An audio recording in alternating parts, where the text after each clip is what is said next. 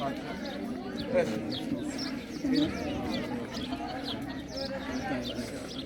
Hadi bismillah.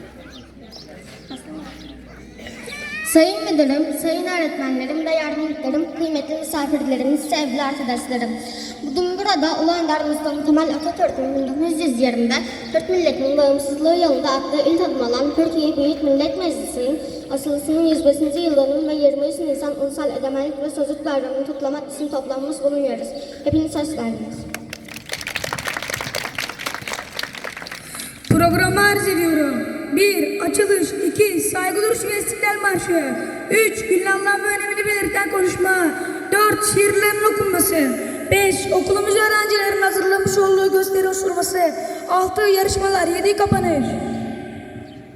Egemenliğimizi bize veren Mustafa Kemal Atatürk ile silah arkadaşları ve şehitlerimiz için bir dakikalık saygı duruşuna davet ediyorum. Ardından İstiklal Marşımız okunacaktır.